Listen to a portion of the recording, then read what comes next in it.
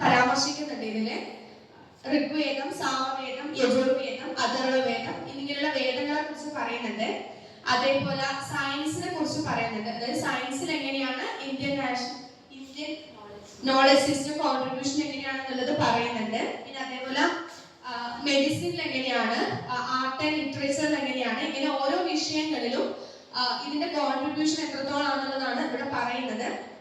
പിന്നെ അതുപോലെ തന്നെ ഇന്ത്യയുടെ വിദ്യാഭ്യാസം, കല, ഭരണം, നിയമം, നീതി, ആരോഗ്യം എന്നിവയെല്ലാം ഇന്ത്യൻ നോളജ് സിസ്റ്റം സ്വാധീനം ചെലുത്തിയിട്ടുണ്ട്. അപ്പോൾ ഓരോ വിഷയത്തിലും മുഗൾ, രജപുത്ര, പഹാരി മുതലായ മിനിയേച്ചർ പെയിന്റിങ്ങുകളിലെ പ്രാദേശിക പാരമ്പര്യങ്ങളും പ്രകൃതി പുരാണങ്ങള് എന്നിവ ഉൾക്കൊള്ളുന്നുണ്ട്. പിന്നെ മണ്ഡല ആർട്ടാണ് പറയുന്നത്. മണ്ഡല ആർട്ട് എന്ന് പറയുന്നത് ശില്പ വിഷയമാണ്. അതുപോലെ കൂടാതെ അത് ആത്മീയതയുടെയും ധ്യാനത്തിന്റെയും ഭാഗമായിട്ട് കാണപ്പെടുന്നുണ്ട്. മണ്ഡല എന്ന് പറയുന്നത് സംസ്കൃതത്തിൽ നിന്നാണ് വന്നിട്ടുള്ളത്.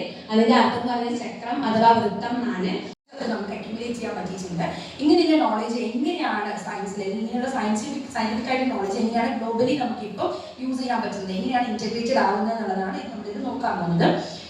അപ്പം മെയിനായിട്ട് സയൻസ് എന്നുള്ള രീതിയിൽ നമ്മൾ എടുക്കുമ്പോൾ ഡിഫറെന്റ് ആയിട്ട് ഡിസിപ്ലിൻസ് ആണ് സയൻസിൽ ഇന്ത്യൻ നോളജ് സിസ്റ്റത്തിൽ ഇൻകോപ്പറേറ്റ് ചെയ്യപ്പെടുന്നത്. അതിൽ വരുന്ന ആസ്ട്രോണമി വരുന്നുണ്ട്, മാത്തമാറ്റിക്സ് വരുന്നുണ്ട്, മെഡിസിൻ, മെറ്റലർജി, ആർക്കിടെക്ചർ, എൻവയോൺമെന്റൽ സയൻസ് എന്നൊക്കെ പറഞ്ഞിട്ട് ഇങ്ങനെ ഡിഫറെന്റ് ഡിസിപ്ലിൻസ് ആണ് മെയിനായിട്ട് ഇന്ത്യൻ നോളജ് സിസ്റ്റത്തിൽ നമുക്ക് എൻകോമ്പസ് ചെയ്യുന്നത്.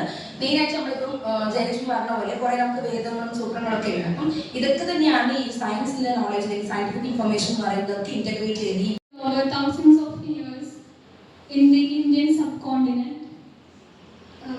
rooted in the ancient texts such as Vedas, Upanishads, Itihasas, Puranas, and epics such as Mahabharata and Ramayana.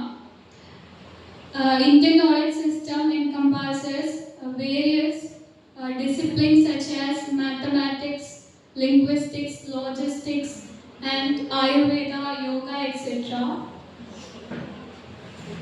Through this seminar, we aim to explore how Indian knowledge system contributes to the understanding and